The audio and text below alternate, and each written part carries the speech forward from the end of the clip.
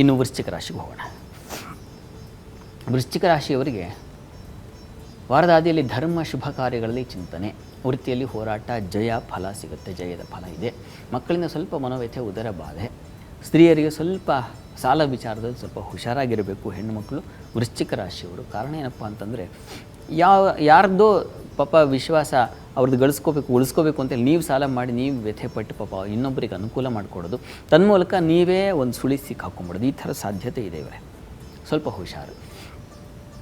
ಇದೆಲ್ಲ ತುಂಬ ಚೆನ್ನಾಗಿದೆ. ವೃಶ್ಚಿಕ ರಾಶಿಯವರಿಗೆ ಪ್ರಾರಂಭದಲ್ಲಿ ಗುರುಬಲ ಇದೆಯಲ್ಲ, ಹೀಗಾಗಿ ಶುಭ ಕಾರ್ಯಗಳು, ಉತ್ತಮರ ಮಾರ್ಗದರ್ಶನ ಸಿಗ್ತಕ್ಕಂಥದ್ದು, ಸಜ್ಜನರ ಸಹವಾಸ ಉಂಟಾಗೋದು, ಕ್ಷೇತ್ರ ದರ್ಶನ ಆಗೋದು, ಇದೆಲ್ಲ ತುಂಬ ಚೆನ್ನಾಗಿದೆ. ವಾರದ ಆದಿ ನಿಮ್ಮ ಪಾಲಿಗೆ ಚೆನ್ನಾಗಿದೆ. ಚಂದ್ರನು ಮಂಗಳವಾರದಿಂದ ತುಂಬ ಚೆನ್ನಾಗಿದ್ದಾನೆ. ಹೀಗಾಗಿ ನಿಮಗೆ ವಾರದ ಷಷ್ಠದಲ್ಲಿ ಸಂಚರಿಸ್ತಾನೆ. ಹೀಗಾಗಿ ಆರೋಗ್ಯದ ಕಡೆ ಗಮನ ಬೇಕು ವಾರದ ಆದಿಯಲ್ಲಿ. ಇನ್ನು ವಾರಾಂತ್ಯ ನೋಡೋಣ. ವಾರಾಂತ್ಯದಲ್ಲಿ ದಾಂಪತ್ಯದಲ್ಲಿ ಅನ್ಯೋನ್ಯತೆ ತುಂಬ ಚೆನ್ನಾಗಿದೆ. ಹಣ್ಣು ಹೂ ವ್ಯಾಪಾರದಲ್ಲಿ ಲಾಭದಾಯಕವಾಗಿದೆ. ಕುಟುಂಬದಲ್ಲಿ ಹಣಕಾಸಿನ ಘರ್ಷಣೆ ಉಂಟಾಗುತ್ತೆ. ವಿದ್ಯಾರ್ಥಿಗಳಿಗೆ ಘರ್ಷಣೆ, ಕೋಲಾಹಲ ಇದು ಸ್ವಲ್ಪ ಗಮನ ವಹಿಸಬೇಕು ನೀವು.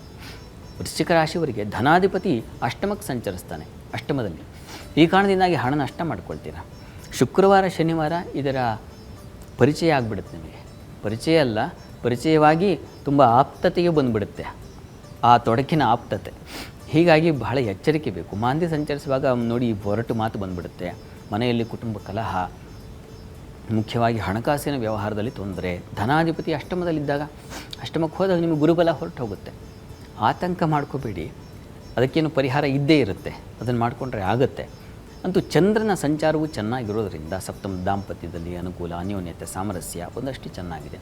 ಮುಖ್ಯವಾಗಿ ವೃತ್ತಿಯ ಅಧಿಪತಿ ನಿಮ್ಮ ಜನ್ಮ ರಾಶಿ ಅಧಿಪತಿ ಕುಜ, ಇವರಿಬ್ಬರು ಅನ್ಯೋನ್ಯತೆ ಇದೆಯಲ್ಲ, ಅದು ನಿಮ್ಮ ಕೆಲಸ, ನಿಮ್ಮ ಹಣ ಇತ್ಯಾದಿಗಳನ್ನು ಕಾಪಾಡ್ತಾ ಇರುತ್ತೆ. ಹೀಗಾಗಿ ಒಂದು ಗ್ರಹ ಇಲ್ಲ ಅಂದರೆ ಮತ್ತೊಂದು ಗ್ರಹ ಅನುಕೂಲವಾಗಿ ಇದ್ದೇ ಇರುತ್ತೆ. ಈಗ ನೀವು ಆತಂಕಕ್ಕೆ ಒಳಗಾಗಬೇಕು. ಮುಖ್ಯವಾಗಿ ರಾಶ್ಯಾಧಿಪತಿಯ ಬಲ ಇದೆಯಲ್ಲ, ಅದು ಸಾಕಲ್ವಾ. ಆರೋಗ್ಯ ಒಂದು ಚೆನ್ನಾಗಿದ್ದರೆ ಬೇರೆ ತೊಂದರೆ ಬಂದರೆ ತಡ್ಕೋಬಹುದು. ಆರೋಗ್ಯ ಇಲ್ಲ ಅಂದುಬಿಟ್ರೆ ಬಹಳ ಕಷ್ಟ.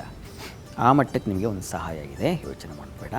ಪ್ರಾರ್ಥನೆಗೆ ವೃಶ್ಚಿಕ ರಾಶಿಯವರಿಗೆ ದತ್ತಾತ್ರೇಯ ಪ್ರಾರ್ಥನೆ, ಗುರುಚರಿತ್ರೆ ಪಾರಾಯಣ ನಿಮ್ಮ ಪಾಲಿಗೆ ಒಂದು ದಿವ್ಯ ಮಂಗಳ ಫಲ ತಂದುಕೊಡುತ್ತೆ. ತಪ್ಪದೇ ವೃಶ್ಚಿಕ ರಾಶಿಯವರು ಗುರುಚರಿತ್ರೆ ಪಾರಾಯಣ ಮಾಡಿಸಿ.